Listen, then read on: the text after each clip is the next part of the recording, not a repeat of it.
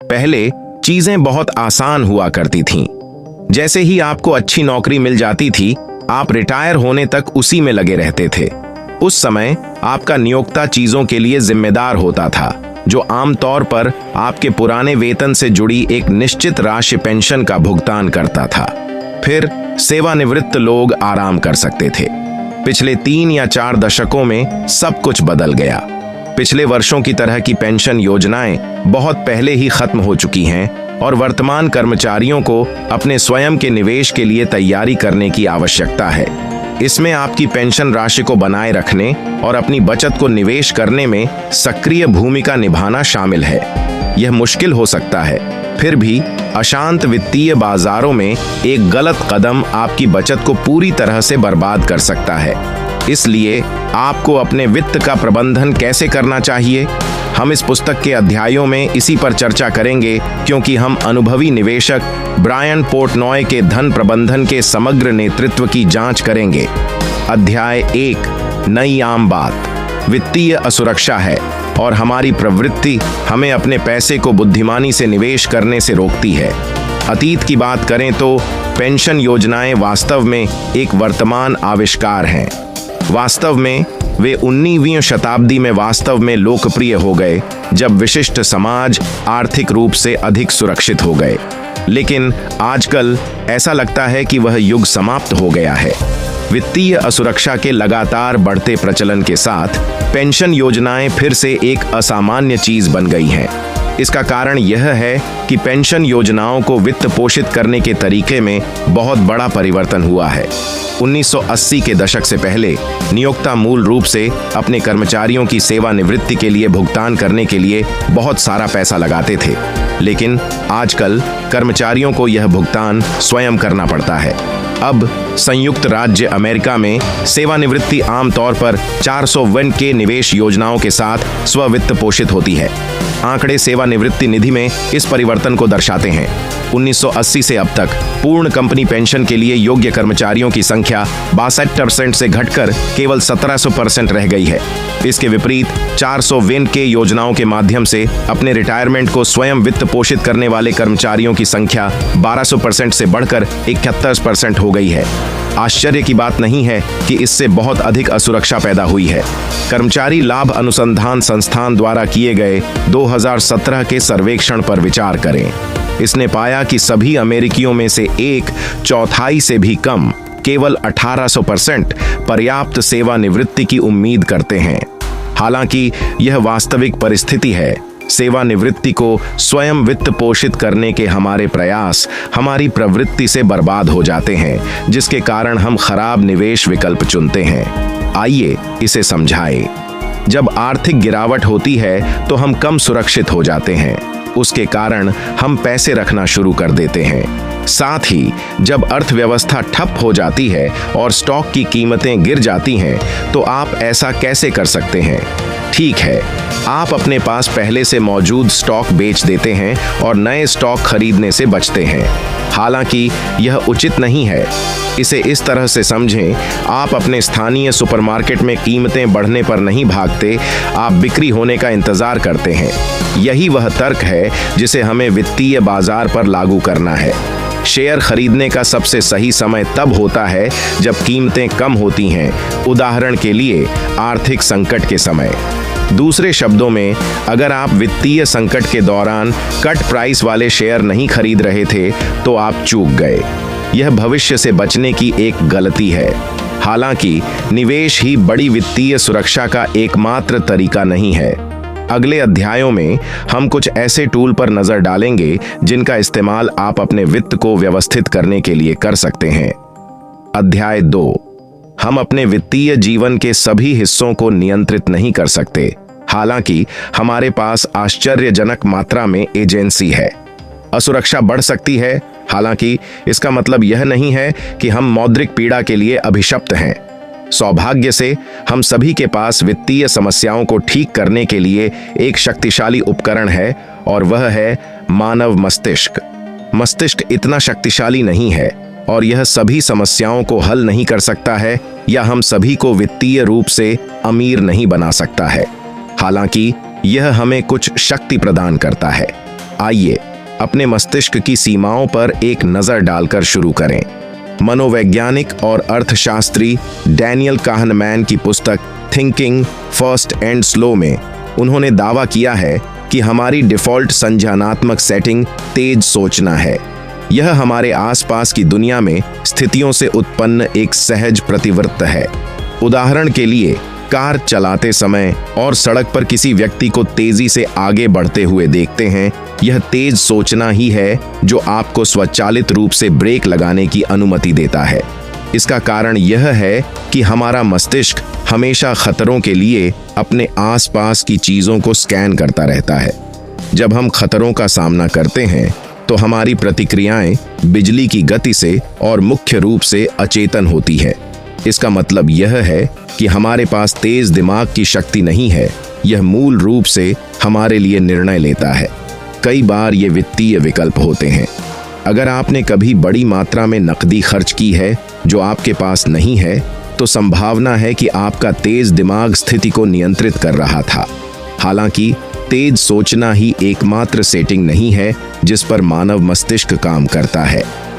जैसा कि काहनमैन ने कहा है, हमारे पास एक धीमा दिमाग भी है। यह तर्क संगत सोच और कठिन डेटा का विश्लेषण करने का प्रभारी है। यह वह सेटिंग है जो हमें, उदाहरण के लिए, उच्च उपज वाले बचत खातों पर वार्षिक रिटर्न की गणना करने के लिए प्रेरित करती है। इसलिए हमारा धीमा मस्तिष्क क्या नियंत्रित करता है? इस प्रश्न का उत्तर देने के लिए हमें वर्ष 2015 में सामाजिक वैज्ञानिक एडवर्ड डेच और रिचर्ड रयान द्वारा किए गए एक अध्ययन पर नजर डालनी होगी और इसे सामाजिक और व्यवहार विज्ञान के विश्वकोश में प्रकाशित किया गया है।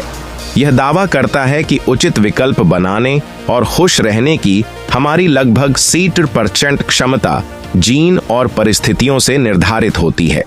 यह हमारे नियंत्रण से परे कई विकल्पों को सामने लाता है। हालांकि इसका यह भी अर्थ है कि हमारे जीवन में हमारे द्वारा लिए गए विकल्पों में से 40% सचेत निर्णय होते हैं।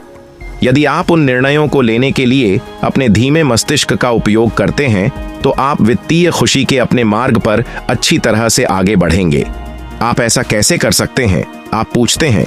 आइए अगले अध्याय में देखें। अध्याय 3, जोखिम प्रबंधन का सबसे अच्छा तरीका है अपने नुकसान के जोखिम को कम करना। 17वीं शताब्दी के फ्रांसीसी दार्शनिक ब्लेज पास्कल ने अपने समय के 2 सबसे बड़े प्रश्नों, ईश्वर और आस्था पर एक आकर्षक राय दी थी। जैसा कि पास्कल ने कहा, ईश्वर पर विश्वास करना या न करना एक शर्त है और यह बताता है कि आस्था रखना बेहतर क्यों है। अगर ईश्वर वास्तव में वास्तविक है तो आपको बहुत बड़ा इनाम मिलता है, लेकिन अगर आप विश्वास करते हैं लेकिन बाद में पता चलता है कि वह वास्तविक नहीं है, तो आपको कुछ भी नहीं खोना है। विश्वास मतलब मूल रूप से बहुत कम जोखिम भरा है। इसलिए इसका पैसे से क्या संबंध है? वास्तव में बहुत ज्यादा। जोखिम कम करना न केवल विश्वास के मामले में एक स्मार्ट दृष्टिकोण है, बल्कि यह वित्तीय विकल्प बनाने का एक बढ़िया तरीका भी है। उचित धन प्रबंधन अनिवार्य रूप से जोखिम और इनाम के बीच उचित संतुलन बनाने के बारे में है। जितना अधिक आप जोखिम लेंगे, उतना ही अधिक आपको लाभ होगा। हालांकि सब कुछ जोखिम में डालने का मतलब यह भी है कि आप सब कुछ खो सकते हैं। आप स्टार्टअप को देखकर समझ सकते हैं कि यह कैसे काम करता है। जब आप इस क्षेत्र में जीतते हैं तो आप बहुत बड़ी जीत हासिल करते हैं। बस गूगल या फेसबुक पर विचार करें।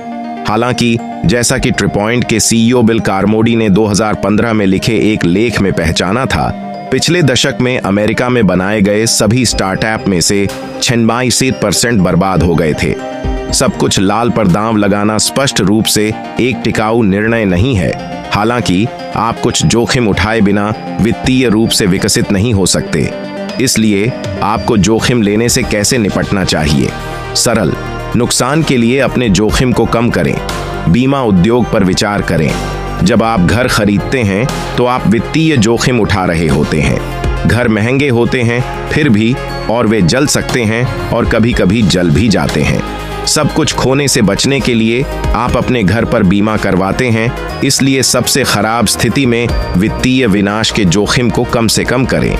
निवेश में सटीक सिद्धांत का उपयोग किया जा सकता है।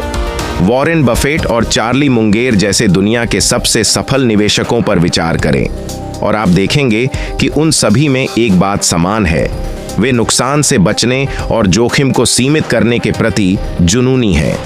उनकी सबसे बड़ी ताकत यह है कि वे कुछ भी करने से पहले तब तक इंतजार करते हैं जब तक कि उनके पक्ष में हालात न आ जाएं। जोखिम से बचने पर ध्यान केंद्रित करके वे ऐसे दांव लगाते हैं जिन्हें खोना संभव नहीं है, अपनी निवल संपत्ति को जानकर और वित्तीय लक्ष्य रखकर। अब जब हमने आपके वित्त को संभालने के सामान्य तरीकों पर गौर कर लिया है, तो अब समय है कि हम बारीकियों की जांच करें। आइए एक ऐसी चीज से शुरू करें जो हम में से बहुत कम लोग कभी कर पाते हैं। अपनी निवल संपत्ति का निर्धारण करना यह बहुत प्रभावी है। इससे भी बेहतर यह करना बहुत आसान है। सबसे पहले आपको अपनी संपूर्ण संपत्तियों, अपने घर, कार, सेवानिवृत्ति निधि, बचत, अपने घर में प्रत्येक वस्तु के मूल्य आदि का कुल योग निकालना होगा। इसे एक कॉलम में रखें। इसके बाद दूसरे कॉलम में अपने आरणों को जोड़ें। इसमें बंधक, क्रेडिट कार्ड आरण, कॉलेज आरण और कार आरण जैसी सभी चीजें होंगी। इन दो कॉलमों के योग के बीच का अंतर आपकी निवल संपत्ति है। समय के साथ आप कैसा प्रदर्शन कर रहे हैं, इसका अंदाजा लगाने के लिए इसे सालाना गणना करें। इसलिए ऐसा क्यों है कि यह इतना महत्वपूर्ण अभ्यास है? ठीक है, जैसे ही आपको अपने वर्तमान वित्तीय स्वास्थ्य का सटीक सारांश मिल जाता है, आप अपने वित्तीय लक्ष्यों पर विचार करना शुरू कर सकते हैं। यह समझना कि आप क्या लक्ष्य बना रहे हैं, धन प्रबंधन का सार है। निश्चित रूप से आप आम तौर पर यह अनुमान नहीं लगा सकते हैं कि भविष्य में आपकी जरूरतें कैसी होंगी। हालांकि आप अपनी वर्तमान इच्छाओं और जरूरतों के आधार पर कुछ वाकई अच्छे अनुमान लगा सकते हैं। मान लें कि आप पहले से ही जानते हैं कि आप लगभग 5 वर्षों में $250,000 के घर पर $50,000 का डाउन पेमेंट करने में सक्षम होना चाहते हैं, या आपने रिटायर होने के बाद आराम से रहने के लिए आवश्यक वार्षिक आय की राशि की गणना की है। जैसे ही आप इन लक्ष्यों के बारे में स्पष्ट हो जाते हैं, आप उन्हें प्राप्त करने के लिए एक वित्तीय रणनीति बना सकते हैं। इसे सालाना जांचें और आप मूल्यांकन करने में सक्षम होंगे कि क्या आप ट्रैक पर हैं या हर महीने थोड़ा और अलग करने की आवश्यकता है।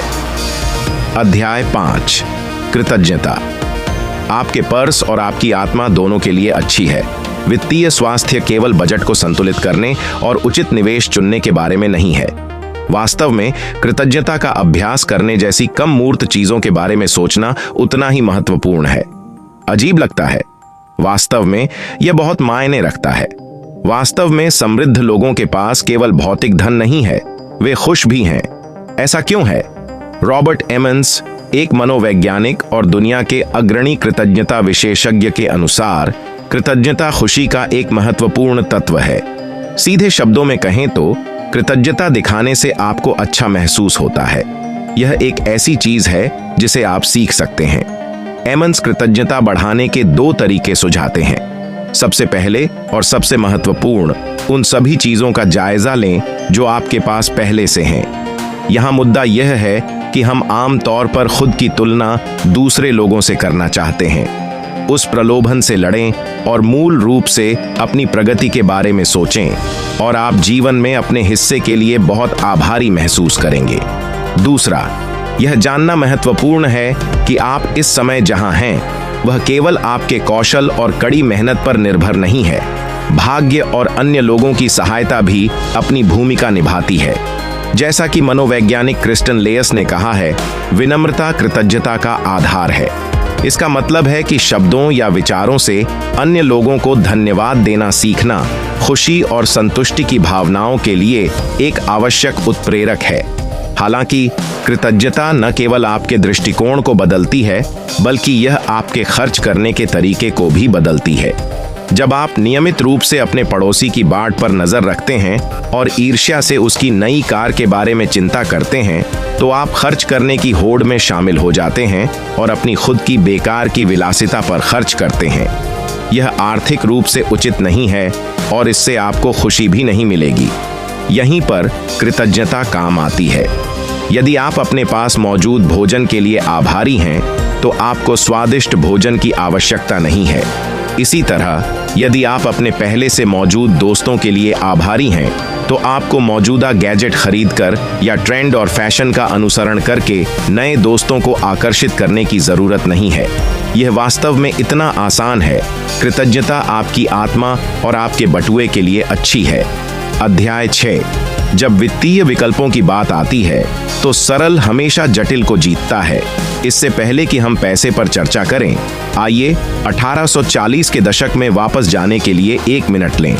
हमारा स्थान ऑस्ट्रिया के वियना में एक अस्पताल का प्रसूति वार्ड है, जहां इग्नाज सेमेल्विस नामक एक डॉक्टर एक अजीब परिस्थिति के बारे में सोच रहा है। उनके वार्ड में प्रसव कराने वाली महिलाओं में मृत्यु दर 10 में से 1 है। दूसरी ओर कथित सड़क पर जन्म लेने वाली महिलाओं में मृत्यु दर केवल 25 में से 1 है। क्या हो रहा था? सेमेल्विस ने जवाब के लिए दिमाग खपाया। आखिरकार चिंतन के लाभ के साथ समाधान स्पष्ट रूप से स्पष्ट हो गया कि अस्पताल के बाहर बच्चे को जन्म देना बिना हाथ धोए डॉक्टर द्वारा जन्म देने से अधिक सुरक्षित है। यही संदेश है। सरल उत्तर अक्सर सही उत्तर होते हैं, लेकिन मानव मस्तिष्क को कठिनाई पसंद है। हमारे पास जितने अधिक विकल्प होंगे, हम उतना ही अधिक खुश महसूस करेंगे। यह आश्चर्य की बात नहीं है कि विकल्प बहुतायत का पर्याय है, जो बदले में हमें सुरक्षा की भावना प्रदान करता है। वैसे यह इस बात की व्याख्या करता है कि स्टारबक्स का विशाल कॉफी मेनू अपने पूरे आकार और सामग्री विकल्पों के साथ वास्तव में प्रसिद्ध क्यों है। सादगी इन प्रतिक्रियाओं को उत्पन्न नहीं करती है। यह यथार्थवादी और उबाऊ है और हमारे मस्तिष्क को और अधिक उत्तेजना की लालसा देता है। एक विकल्प दिया गया है, हम एक शानदार पेंटिंग को घूरना पसंद करेंगे जो एक व्यस्त कैफे में शानदार भोजन परोस रही है, जबकि एक बैंड प्रदर्शन कर रहा है, बजाय एक संग्रहालय में। जटिलता बिकती है। हालांकि इस आधार पर चुनाव करना आर्थिक रूप से विनाशकारी हो सकता है। यही कारण है कि चीजों को सरल बनाना सचमुच फायदेमंद है। ऐसा करने के लिए आपको बस इन 3 सीधे नियमों को ध्यान में रखना है। सबसे पहले, जब लागत कम हो तो खरीदारी करें, और फिर जब लागत अधिक हो तो खरीदारी करें। दूसरा, अपनी संपत्तियों के पोर्टफोलियो को व्यापक बनाएं, या आम शब्दों में कहें तो अपने सभी अंडे एक ही टोकरी में न रखें।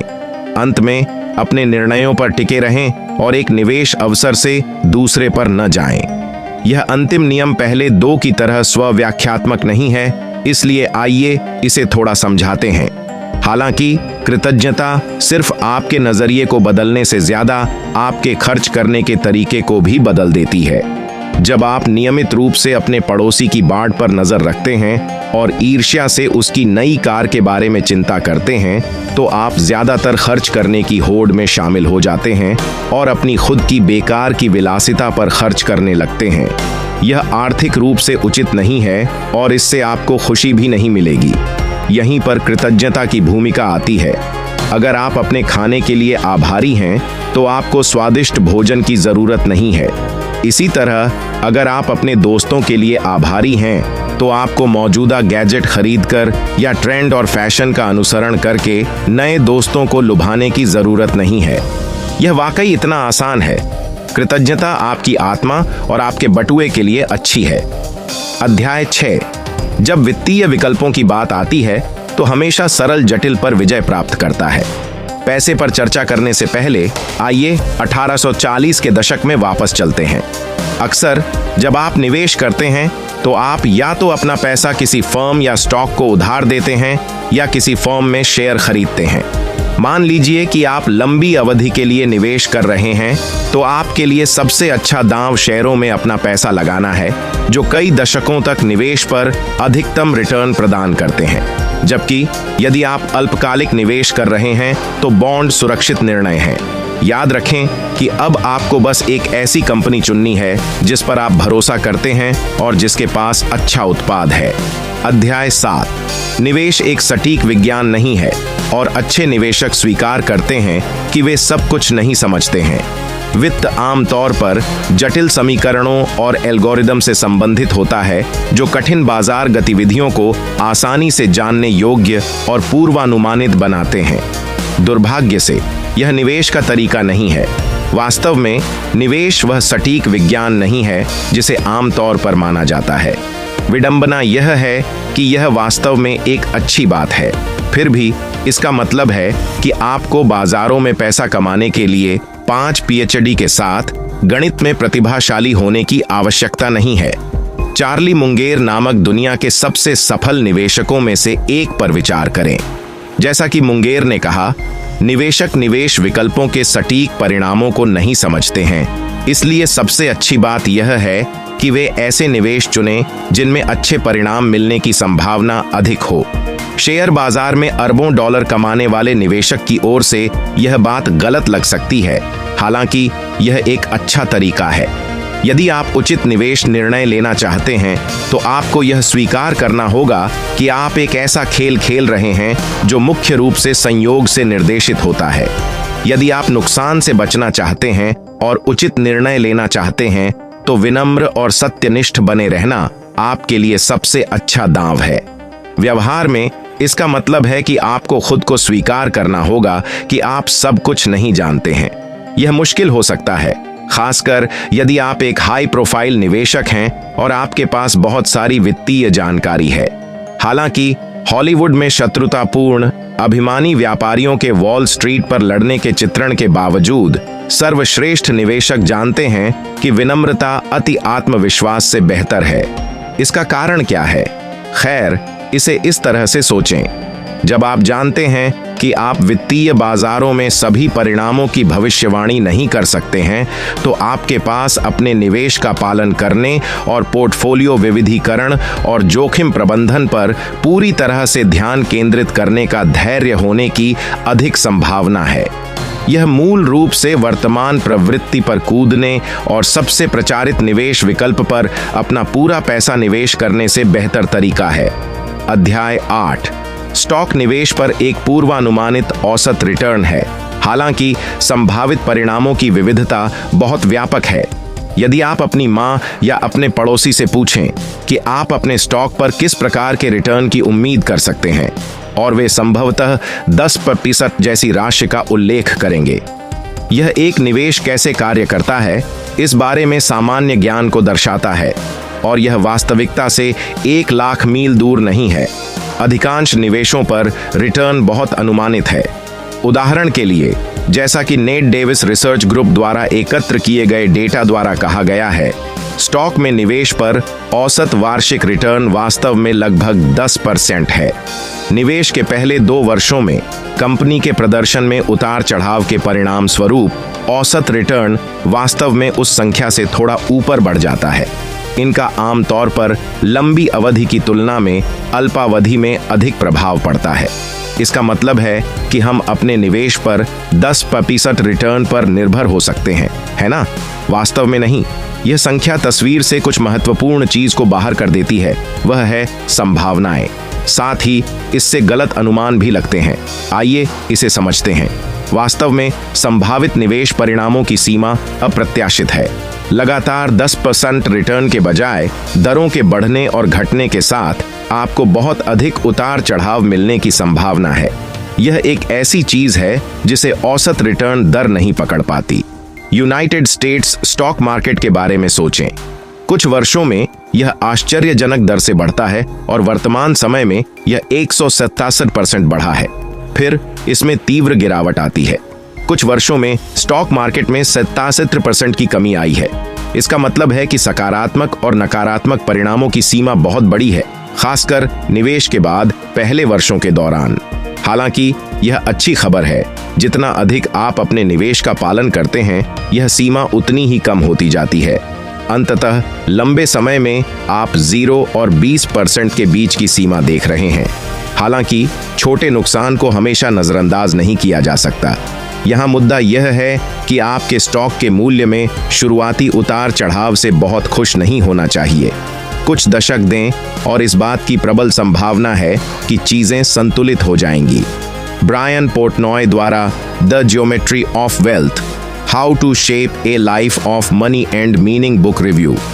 जब हम वित्त के बारे में बात करते हैं तो हिम्मत रखना और यह ध्यान रखना महत्वपूर्ण है कि वित्तीय बाजारों में किस्मत की भी भूमिका होती है।